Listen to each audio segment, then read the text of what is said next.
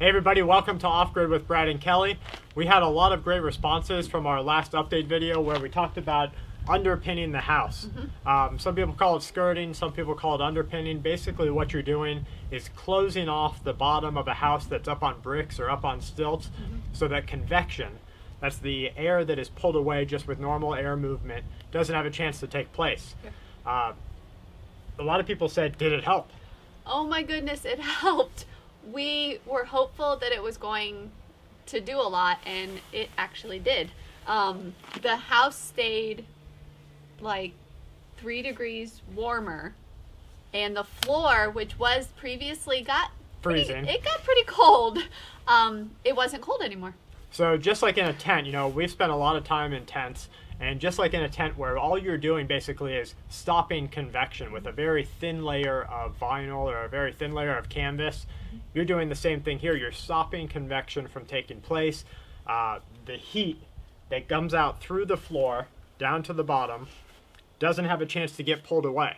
And so you're not only you're not cooling the floor all the time by air moving past it. Right. You're also allowing a pocket of air to be trapped there underneath your home, and that's going to stop you from losing so much heat. Yeah. Like Kelly said, we watch our thermometer literally all the time. We do. Because it depends on everything that we're going to do. We kind of try to gauge and keep a comfort level inside of our home. So we watch it, and we saw a 3 to 5 degree difference the first night it went up. Right. Now that night that we finally got it done, it got down to 27 degrees, and that was on the record, maybe even a little bit lower here because we've got water right down the hill. Yep. So we noticed a huge difference. Oh yeah.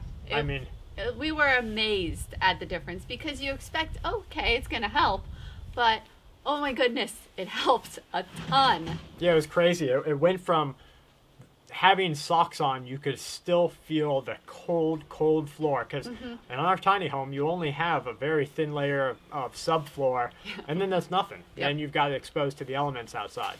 So it used to be that even with socks on, you could really feel that cold floor. Went to now you don't even need socks on. No. I mean, it was that much of a difference. It really was. So we are so happy that we did it. It took some work. I mean, we had to cut. The ground's not totally even. By a long shot. Yeah, so we got really good at cutting tin. Yeah. So we used tin snips, and we just went out and bought a new pair. We basically bought the cheapest pair that looked durable. Yeah. They fold. You have discard on the right side. We tried to look up some stuff about, you know, cutting it with a circular saw or some other options there. If this was our job, I would not be using those tin snips. Oh my goodness, no. But for the 25 cuts that we had to make or whatever, it was definitely worth it. And now the tin snips will just go into our box of tools. Yep, and I mean the part we cut is on the ground, and we kind of dug a little trench anyways to just make it stop airflow even more. So if there's some little whoopsies on the cuts, yeah, right. You don't even see it because it's buried under the dirt. That's right. So to everybody who asked, did it help? Oh my gosh. It did. Literally night and day. It was such a huge help. If you're going to move into a tiny home or build a yurt, or you live in something right now that's off the ground and it's not fully underpinned or fully skirted, please do it. And you don't have to use tin. Before we did the tin, we looked into other ways to do it. You can do wood, some people say you can do hay. House wrap, anything that's going to stop that airflow. That's right. Yeah, so that's a good point. If you don't want to spend the money on tin. Now we have a metal shop right up the street that we were able to get a really good deal at.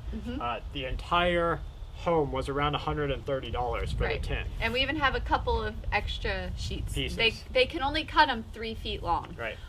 So we do have a couple that we'll see if they fit anything. They might be a good little roof for a little shed or something like that down the road. So for the price that we looked into, we could have gotten like a 5 mil plastic or a house wrap, and we could have had, like 200, 300 feet of it, which would have been plenty for what we needed. Right. But the price difference was only around $60 between that and metal. And with house wrap, there's dogs, cats. Inevitably, it's going to get ripped or something. Right. So it's a little more temporary, at least in our thinking. Yeah. But you guys might not have a metal shop up the street that you can do that Right, with. exactly. In that case, like, go to Amazon and get house wrap, something Yep. temporary to get you through the winter, and then, you know, consider your options as you're able to. Yep. We were thinking about, okay, well, this is great for the winter.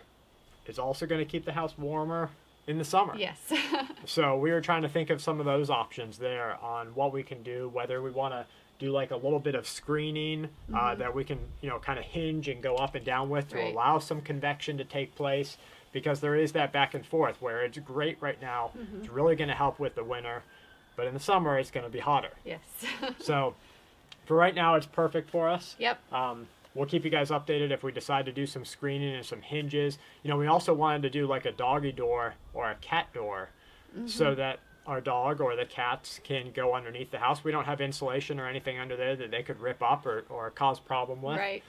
If, you know, you got mice that made a home under there because it's nice and warm, the cats would take care of that. The dog would take care of that. Yep, that's for sure. So we were thinking about doing that and putting a little doggy door inside one of these so they can still get in, warm up themselves in the winter, Yeah. and take care of any rodents or any other problems that we have. Yep.